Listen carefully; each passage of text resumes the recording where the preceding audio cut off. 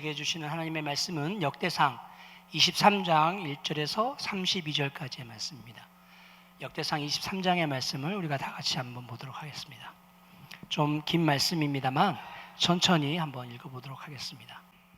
앞에 프로젝트의 준비가 되어 있으니까요, 한 절씩 교독하도록 하겠습니다. 1절, 다윗이 나이가 많아 늙음에 아들 솔로몬을 이스라엘 왕으로 삼고 이스라엘 모든 방백과 제사장과 레위 사람을 모았더라.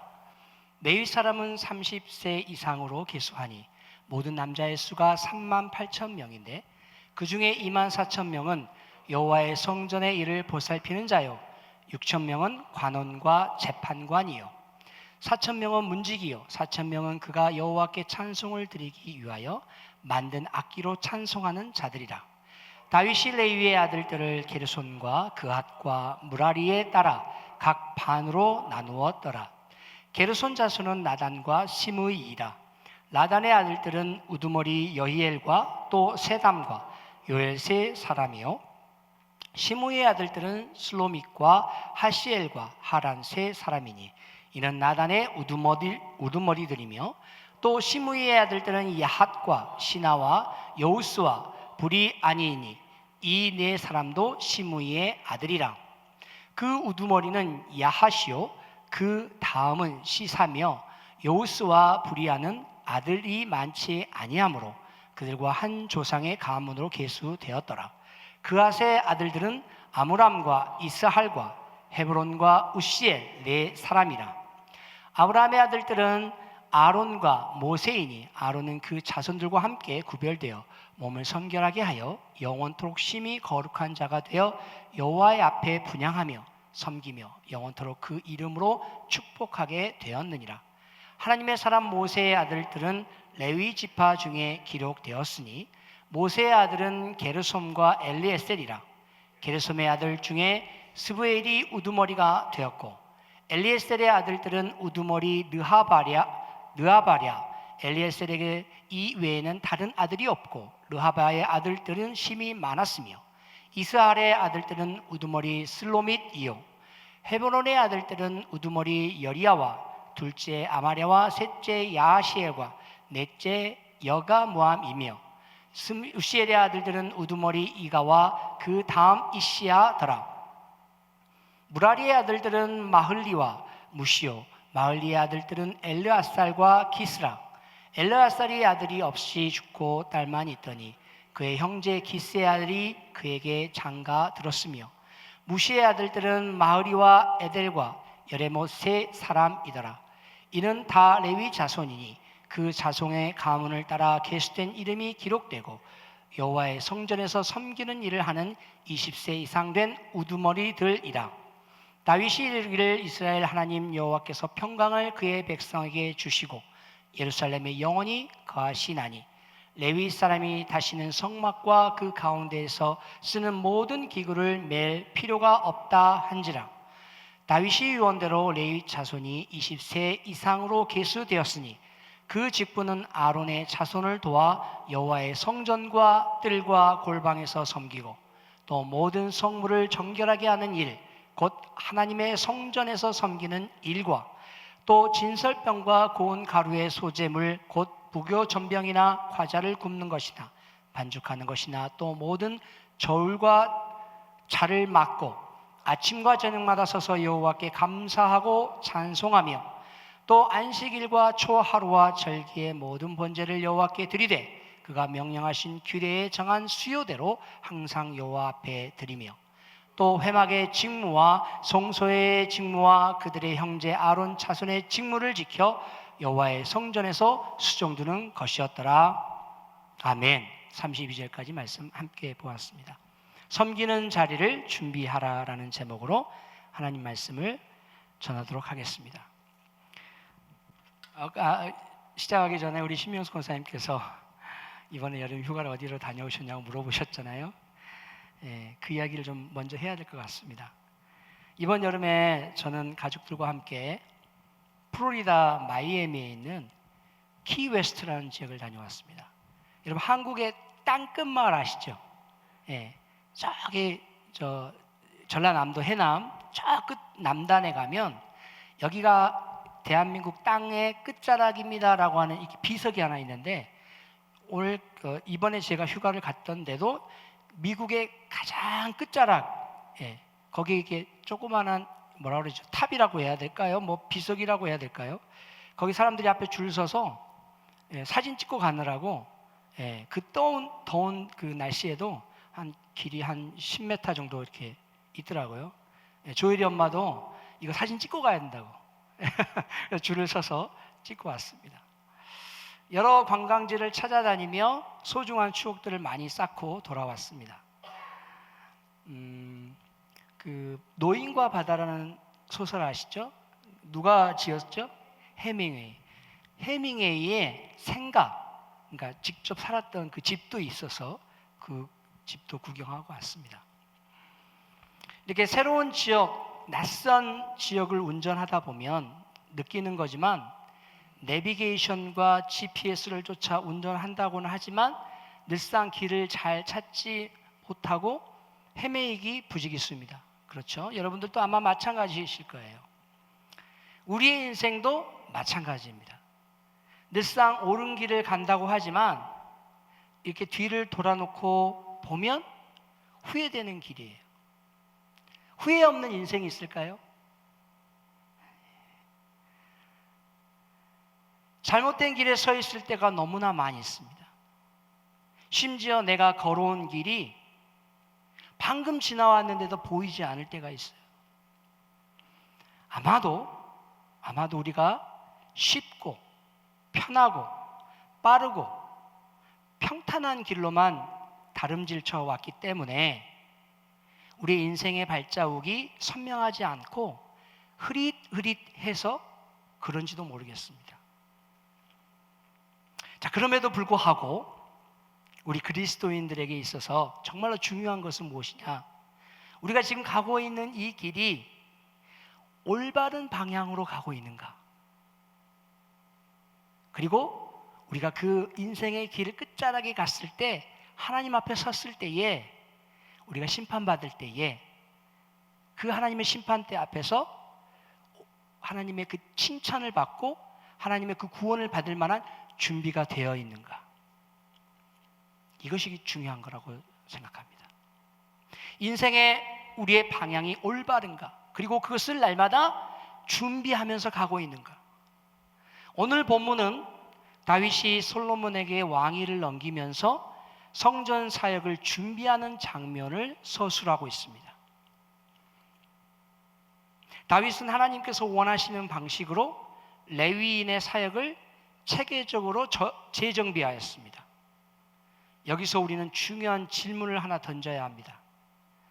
나는 하나님 앞에서 어떤 자리를, 어떤 자세로 준비하고 있는가? 나는 하나님 앞에서 어떤 자리를, 그리고 어떠한 자세로 준비하고 있는가? 첫 번째, 우리가 오늘 본문을 통해서 깨달아야 할 중요한 진리는 사명을 향한 준비가 되어 있는지 점검하셔야 됩니다. 무엇을 향한 준비가 되어 있는지 점검하셔야 된다고요? 사명. 하나님의 부르심, 콜링에 우리가 준비가 되어 있는지 점검해 볼 필요가 있습니다. 여러분, 다윗은 이제 나이가 많아졌습니다. 하지만 그의 눈은 미래를 바라보고 있습니다. 그래서 그는 아들 솔로몬을 이스라엘의 왕으로 삼고 그 다음 세대를 준비합니다. 여기서 주목할 점은 자신의 정권의 이양이 아니라 사명의 계승이었습니다. 다윗은 단순히 왕위를 넘기는 것이 아니라 하나님 집을 위한 사역을 하나님의 방식으로 재정비하였다는 것입니다. 이것이 바로 하나님께서 다윗을 사랑하시는 이유예요. 여러분, 다윗 얼마나 위대한 왕입니까? 그러나 여러분, 다윗만큼 또 범죄한 사람이 없죠. 아주 정말 심각한 범죄를 하나님 앞에 저질렀습니다. 그럼에도 불구하고 다윗은 하나님의 마음에 합한 자라는 하나님의 고백을 듣습니다. 왜 그랬을까요? 하나님의 집에 대한 열망이 있기 때문입니다. 하나님 나라에 대한 소망이 있었기 때문이에요. 다윗은 자기가 세워놓은 이 왕국을 자기 자식인 솔로몬에게 넘겨주는 것이 목적이 아니었고요, 나를 이 왕으로 세우시는 하나님, 그리고 그 하나님이 거하시는 하나님의 성전, 이것이 내 자녀, 내 후손에게 계속해서 계승되어지기를 원했다는 것입니다. 우리가 교회에서 어떤 직분을 받든지 그것은 단지 역할이 아니라 하나님 일에 동참하는 소명임을 여러분 믿으시기 바랍니다. 뭐라고요? 소명이에요, 소명. 그리고 그 소명은 다음 세대에 연결하기 위한 준비라는 것입니다. 여러분의 소명은 지금 어디에 있습니까? 여러분의 사명은 지금 어디를 향하고 있습니까? 여러분 지금 어떤 자리에서 섬기고 여러분의 인생을 준비하고 있습니까? 여러분 이 질문에 인생의 뒤안길에서 답하실 수 있어야 돼요. 다시 한번 질문합니다. 여러분의 소명은 어디에 있습니까? 여러분의 사명은 지금 어디를 향하고 있습니까? 여러분 지금 어떤 자리에서 섬기면서 하나님을 만날 준비를 하고 계십니까? 두 번째 우리가 깨달아야 할 진리는 사역의 질서를 우리가 바로 세워야 될 필요가 있습니다. 무엇을 바로 세워야 된다고요? 사역의 질서를. 자, 다윗은요 이스라엘의 모든 지파와 레위인을 불러 모읍니다. 그들의 수가 38,000명이었다고 오늘 성경은 말하고 있습니다. 그리고 그 놀라운 일은 그 숫자 하나하나의 역할에 명확하게 주어졌다는 것입니다. 그 38,000명의 레위인들을 아주 주도 면밀하게 조직화하고 그 역할을 분배하고 나누어졌다는 거예요. 자, 지금 여러분 PPT에 보시면 표가 준비되어 있는데요, 성전 봉사에 24,000명을 배정했고요, 성전에서 하는 모든 일을 담당하게 했습니다.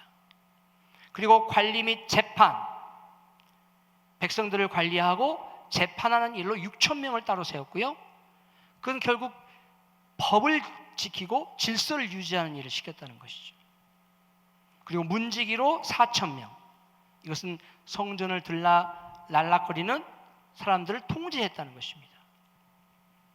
그리고 찬양대로 4,000명, 하나님께 음악으로 예배하는 사람들을 4,000명으로 세웠다는 것입니다. 이 숫자와 분배는 단순한 통계가 아니라 하나님의 나라의 질서와 목적을 반영한 영적인 구조라는 것을 여러분이 기억하셨으면 좋겠습니다. 오늘 맥클린 한인 장로교도 마찬가지입니다.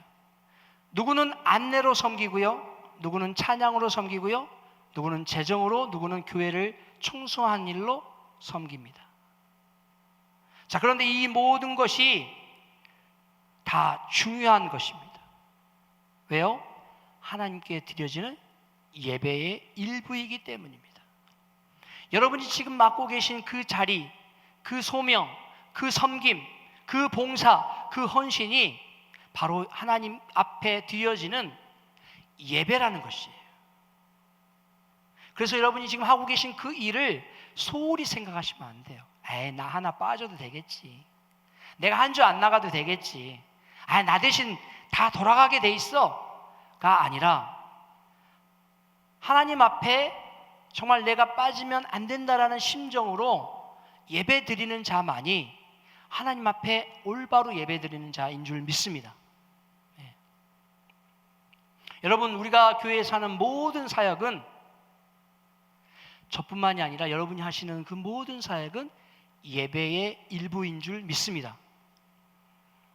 이렇게 다윗은 레위인들에게 그 하나님을 향한 예배의 준비 일환으로 이렇게 조직화하고 사역을 배분하였습니다. 여러분들도 여러분의 사역을 하나님 앞에 드릴 때에 허투루 생각하지 마시고 잘 조직하시고 질서 있게 배분하시기를 주님의 이름으로 부탁드립니다. 세 번째 깨달아야 될 사실은 섬김의 본질은 찬양과 감사에 있다는 거예요. 24절 이후에 보면 레위인의 나이 기준이 30세에서 20세로 낮아집니다. 왜 그렇게 했다고요? 이전에는 우리가 이동하는 성막을 섬겼기 때문인데 이제는 그러니까 이동하는 사막에서 이동하는 광야에서 이동하는 성막을 섬겼을 때는 이렇게 성인 남자들만 가능했어요. 그런데 이제 나라가 세워졌고 하나님의 성전이 세워지기 위해서는 정착된, 그러니까 건물로화된 성전이 이제 필요한 것이죠. 그래서 보다 넓고 다양한 봉사가 가능했기 때문에 이렇게 섬김의 기준을 낮췄다는 것입니다. 이것은 핵심 사명이 두 가지로 결정이 됩니다. 아론의 자손 제사장을 도와 예배를 준비하는 일, 그러니까 제사장의 보조 역할을 감당하는 것이고요. 그리고 매일 아침 저녁으로 하나님께 감사와 찬양을 드리는 일. 이렇게 두 가지의 핵심 사명으로 나누어져 있다는 것이에요. 자, 이 레위인들의 예배를 드리는, 성전에서 봉사하는 이 두 가지 핵심 사명은 오늘날도 마찬가지입니다. 오늘날도 마찬가지예요. 오늘날 교회에서도 예배의 큰 두 가지 파트는 뭐예요? 예배를 준비하는 것과 그리고 하나님 앞에 감사와 찬양으로 예배를 드리는 거예요. 우리는 하나님을 예배하는 자로 부름을 받았고 그 예배를 위해서 서로 돕고 준비하는 자로 세움을 받은 줄 믿습니다. 이 자리에 앉아 계신 여러분 모두도 예배의 본질은 섬김이고 그 섬김은 찬양과 감사로 흘러 넘쳐야 될 줄 믿습니다. 그런데 많은 분들이 섬길 때에, 많은 분들이 봉사할 때에, 많은 사람들이 교회에서 내 사명을 감당할 때에 찬양과 감사가 나오지 않고 내 의와 내 자랑과 내 명예와 내 이름이 높아지는 것을 바라고 섬기는 사람들이 많아요. 여러분, 그런 것은 본질이 아닙니다. 하나님이 원하시는 것이 아니에요. 아까 제가 말씀드렸죠? 섬김은 예배의 한 부분이라고요. 더 나아가서 섬김은 찬양과 감사의 마음으로 하시는 거예요. 그럴 때 그 하나님께서 그 섬김을 기쁘게 받으시는 줄 믿습니다. 이제 말씀을 정리하고자 합니다. 예배는 삶이며 섬김은 우리의 자리입니다. 여러분, 다윗은 죽기 직전까지 하나님의 집을 위한 준비에 집중했습니다. 성전을 짓지 못한 대신 그 모든 준비를 자신 있게 마쳤습니다. 오늘 우리도 마찬가지의 인생의 뒤안길을 살아야 할 것입니다. 우리 각자에게 주신 사명을 발견하시고 그 섬김을 발견하시고 하나님 나라의 질서를 세워가시는, 준비하시는 여러분 되시기를 주님의 이름으로 축원합니다. 하나님은 여러분의 그 자리, 섬김의 자리, 그 사명의 자리를 소중하게 사용하실 줄 믿습니다. 기도하겠습니다.